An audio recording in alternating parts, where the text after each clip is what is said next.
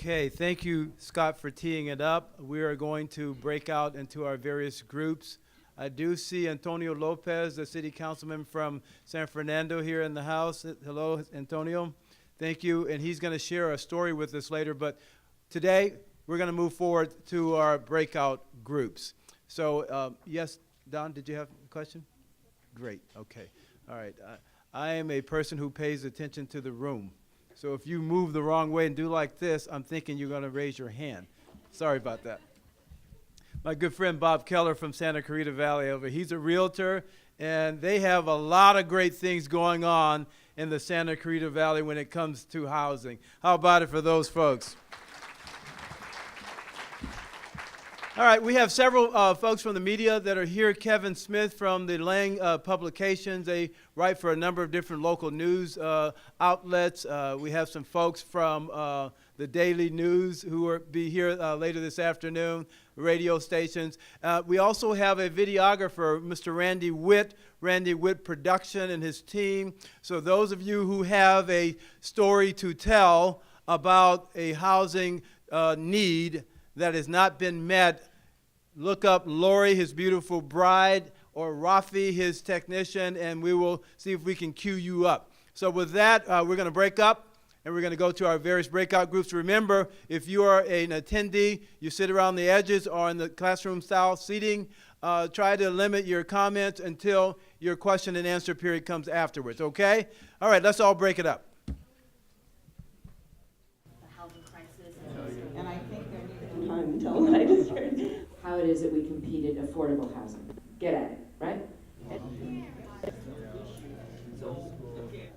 maybe also a question, but clients in front of people and right, there isn't a way in a non-threatening fashion to say these are the changes you could make.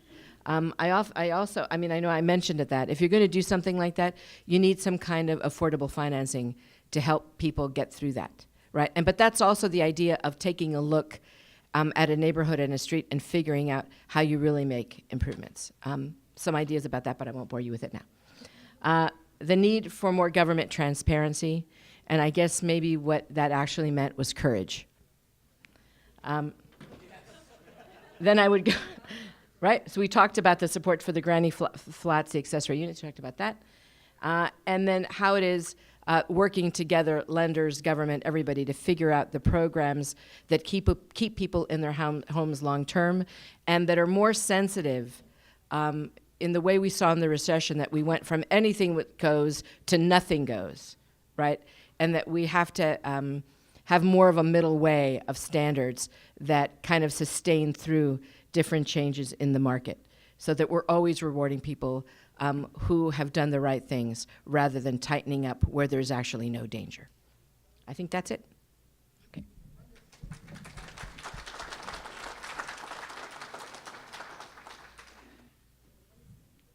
Who was on the best behavior today? All right, those that were on your best behavior, you can. I saw someone over there raise their hand. He probably was on his best behavior today because it's a leap year, right? All right. Let's just start out. Those who are in the back, if you can start serving yourself and then come back and sit down, and then I'm going to call my friend Sandy Brown up. If she can, Sandy, you want to come up and share the findings from your group? Are you ready for her, Helen? Great. Come on up. How about a hand for Sandy Brown, Westwood Neighborhood Council?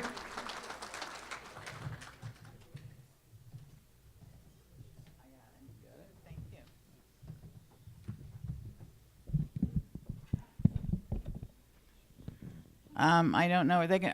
You are going to put something on? Okay, great. We had an interesting group with the government partners.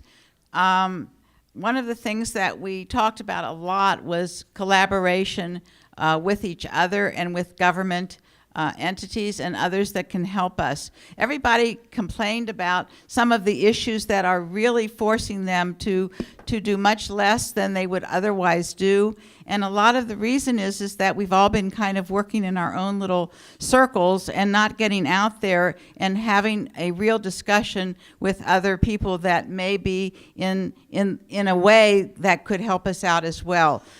There is a misconception out there as to who is homeless, and people seem to fall into the homeless categories very quickly and without anyone really understanding or knowing that something was happening, whether they were losing their job and then all of a sudden just couldn't meet their payments.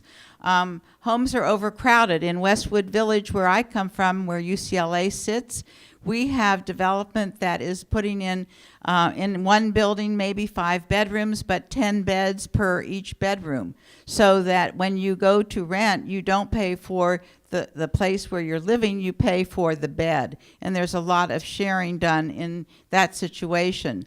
There's a lot of legislation that adds to confusion and also to higher fees. We talked a little bit about Measure S. There was a little bit of discussion as to those in support of it and those who are opposed to Measure S. But most of the findings and discussions that we had came about just because people felt that government was in the way, that it was upping the cost, that it was taking more time. Time was money, and by the time you got done trying to put your project together, you were just at a very low place in the process and almost had to bow out. But again, I think there has to be. Is there more coming? Okay. Yes, outreach to electeds. We really felt that people really aren't getting to the electeds who write the legislation and making their voices heard. At the planning department, I know it was mentioned just prior to my speaking, but a lot of these issues are the same issues for every group. And one of them is that you do have to speak out, and you do have to be heard, and you do have to let people know what it is you need and want them to do. Streamlining, of course, goes back to the time and money element. If we could just get laws in place that allow us to not go through all the red tape where we've heard it can take 2.5 years just to put in a 30-unit building. That really does increase your costs, and we'd like to find a way that we could streamline it and get it done much quicker. And education on the issues, taking advantage of available resources, if they knew about the available resources, would be very helpful to some of the people in our group. And to be proactive in developing plans that mitigate or avoid displacement of current tenants. There seems to be a lot of instability out there. And the question I always have considered is, what can we do about it, and how can we help each other to put a firmer, stronger, more dependable process out there for the communities and for the people who are doing the developing of these projects. But all in all, again, it relates back to speaking to each other and getting your information that you need and that you can contribute to out there for others to pick up and work with you. Thank you.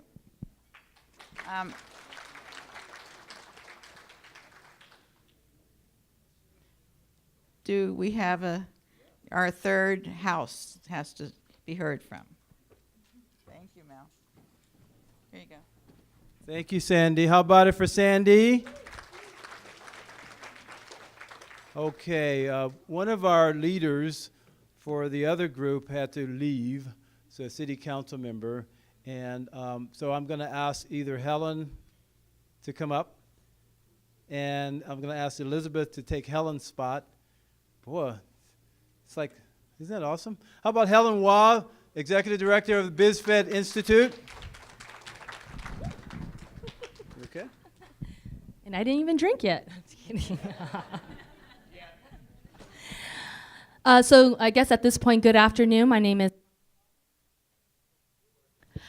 Again, my name is Helen Hua. I'm the executive director with the BizFed Institute, and we're very happy to be co-partnering again with the Southland Regional Association of Realtors.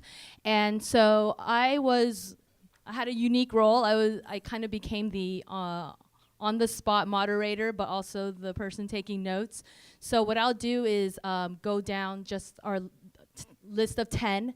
And then just read off of that, because while I'm, when a great idea or point came up, I wrote it down while they continue talking, so I don't want to misquote anyone, so we'll just go down the top 10 findings. The first one, just answer the first question of how did we get there, because there were so many other great ideas on action-oriented tasks that we can do, so I just lumped it all into finding one. So supply not meeting demand, income not growing. And also another issue is just the lingering fear from the housing bubble burst. Those who lost their homes or had to move, they're more trepid in looking or investing in a home. The second, from the second to the 10th findings, these are all action items that the group came up with. The first one is change the angle of the conversation. For example, talk about financing regulations and buying to mitigate barriers between the seller and buyer. The third item is lenders need to ensure proper education and incentivize first-time homeowners more. Third, layer options together, such as combining government and private funding, as well as leveraging underutilized locations. The fourth item, action item, is promote projects that are environmentally, commuter, budget, et cetera, friendly. And I know they were talking about a project nearby. I believe it was like 22,000 units. Someone from the panel can remind me what that project was? Granada Hills New Hall? Oh, Granada Hills is the project that they were mentioning, that they were able to combine all of these to avoid the CEQA requirement. Oh, 5 Point up in New Hall, thank you. So the next finding, actually it's a question about, I think from the first presentation, about the courage of our electeds, to take initiative, even if the community is fearful of more development, that how do we convince our electeds to lead on innovative ideas? So that was the other finding. Next, which I think is a common consensus among all the breakout groups, which is to join and engage with neighborhood councils. And actually, at the housing forum that we worked on also with Southland Regional in November, that was a huge takeaway that we came up with, to build these relationships with the neighborhood councils, with businesses and electeds all together in one room. And so that we can, figure out what the barriers are and work around it and find common ground to develop solutions rather than fighting each other. Next is attending city council and or commission meetings on housing. For example, at the last forum, there was one of our moderators, he was encouraging the audience to go to your City Hall and ask for the housing element and take a look at it and make sure that they're actually doing what the housing element has on there. And then second to last, advocate for better and more effective employment. And lastly, most important thing, be proactive in making your voice heard. So that was our labor partners breakout group, and we hope you enjoy your lunch right now, and then there'll be another afternoon session. And if you have any questions, feel free to ask during lunch. Thank you. Oh, thank you.